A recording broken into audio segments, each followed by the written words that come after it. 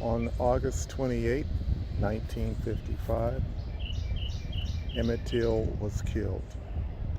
The story of Emmett Till is one that I grew to embrace, a figure in history with such richness of spirit and landmark impression upon the entire world. He made me feel, along with his mother, that community of people, Negroes of 1955. Whoa. Oh my goodness, pardon me. I am in a natural environment and rock that I'm standing on collapsed. There is pain involved right now, but we must go on. Where I left off, that community of people, Negroes of 1955. The times of 1955 created a nostalgia on different levels. Some of the nostalgia, a part of that era, was celebratory, some even worthy of denial. Other nostalgia was worthy of being considered as horrible.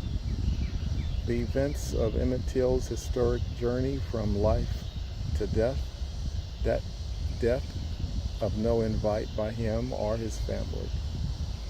He was one born of a loving mother. His mother was one who defended the life of her son until her own death. Emmett Till's receipt of death, motherly love.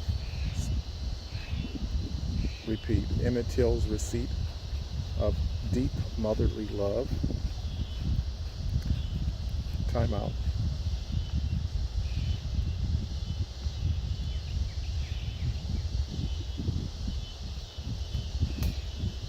Okay, pardon me. Injured but continuing. These boulders are... Anyway, Emmett Till's receipt of deep motherly love, as well, a general love and fondness from those who knew him, helps to mold him into someone special. Here comes a lovely bird.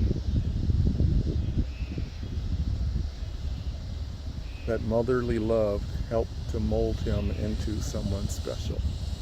His family was an intact one, with a father who unfortunately was deceased by the time Emmett was 3 years old. A loving community, family, and friends indeed helped to form a boy of confidence and boldness, even in the face of challenge. Emmett Till did have a severe bout of polio that left him with a stutter.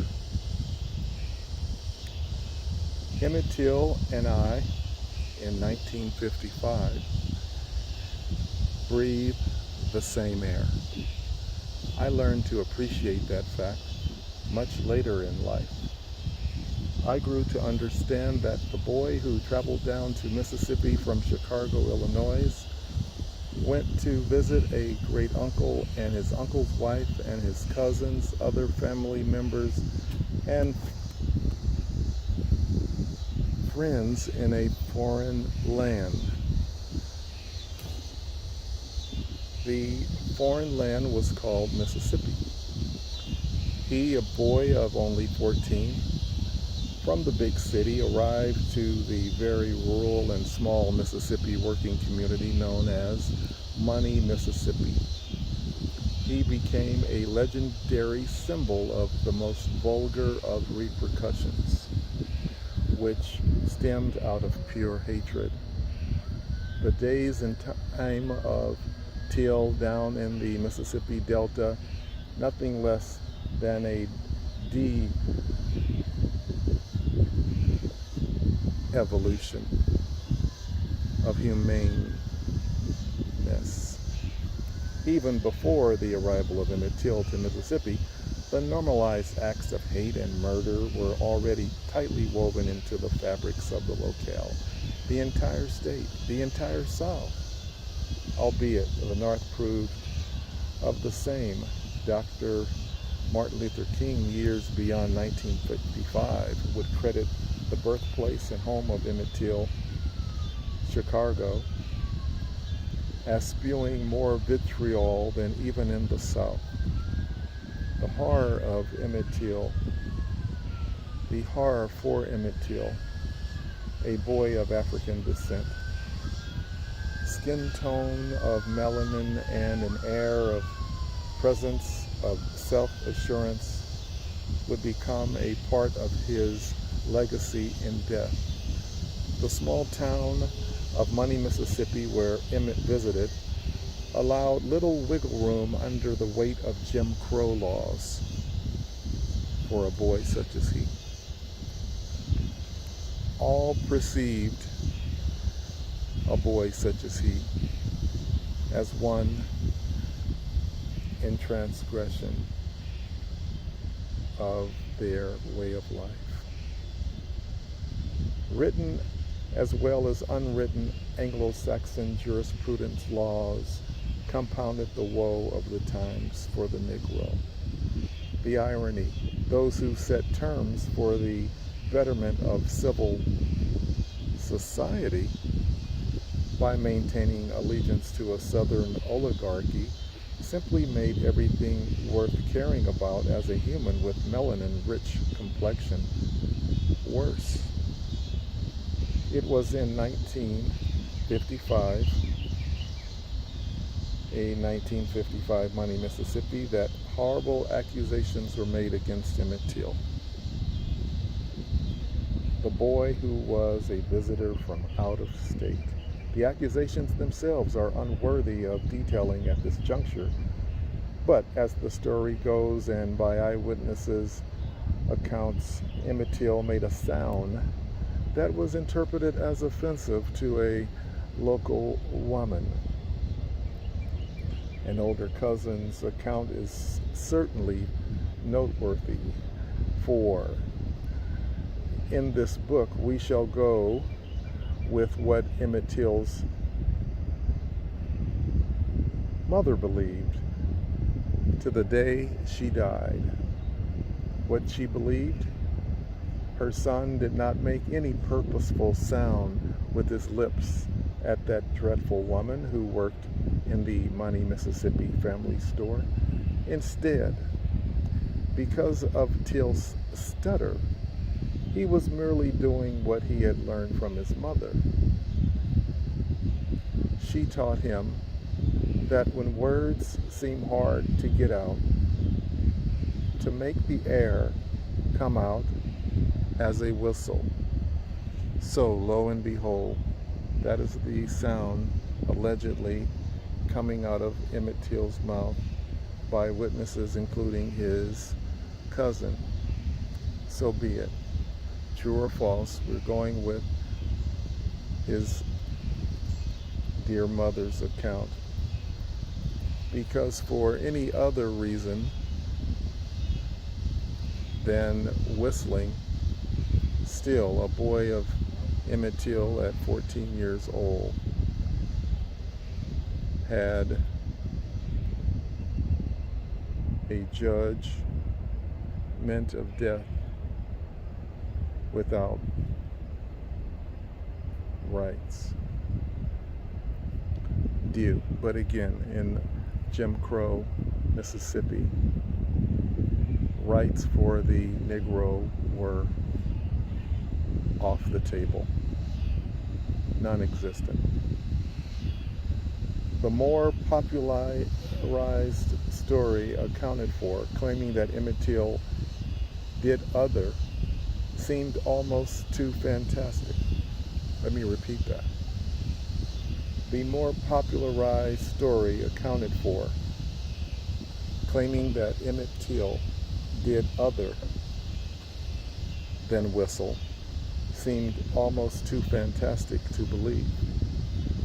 Whether whistling on purpose or doing it to cure a moment of anxiety leading to a stutter, or leading from a stutter. Emmett Till's murder, because of such, has stayed with me for a lifetime as being beyond the pale of reasoning. Here I'm strengthening a few sentences prior that were part of the narrative to support that even a boy does whistle at an adult woman. And as some have said, if he had not been a Negro but an Anglo-Saxon, he would still be alive. So whistling at a person, that's part of the atrocity of the whole saga of Emmett Till down south, the persecution. But we'll go into the story more. Here we are with the prologue. Whether whistling on purpose or doing it to cure a moment of anxiety leading to a stutter, Emmett Till's murder, because of these circumstances, has stayed with me for a lifetime as being beyond the pale of reasoning. It is my belief, reader, you too can easily see my point and likely feel the same way about the murder of my ancestor, Emmett Till. Let's scroll down, and there's proof here that that was the end of the prologue. During the moments of the prologue, I did insert a few sentences in regard to the ridiculousness of a whistle, even if that was the case, to be the motivation, the catalyst for all that Emmett Till went through. This is day 3, reading of My Ancestor Speaks, the life, death, and spirit of Emmett Till. These readings will continue on a daily basis. I mentioned 20 installments. I think I'm on a roll.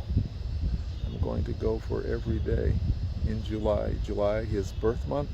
He was born July 25th, 1941.